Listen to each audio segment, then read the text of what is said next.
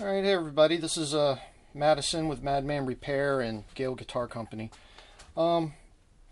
This guy right here is this was actually the very first electric I ever really tried to make. Before that I had just bought the parts and assembled them and whatnot. And with this one, this was the first time I actually carved out a body. It became kind of like my mainstay for a while. I mean, it sounds pretty good for my first attempt. It turned out alright, but obviously there were problems where I was inexperienced with the router, and the router caught the wood and busted it a little bit, which I had to fix.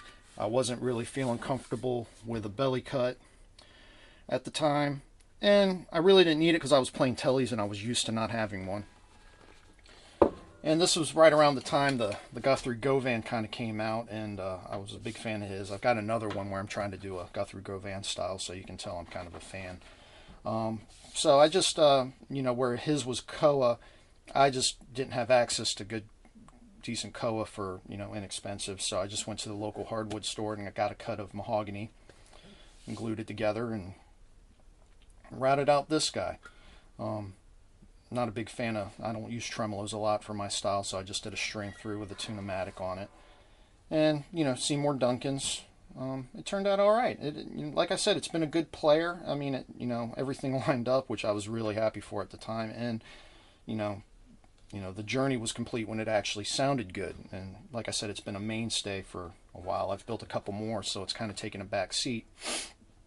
But now that I know a little bit more about building, I kind of wanted to give it a few upgrades. I wanted to recess the neck a little bit more so I could get better height on my pickups.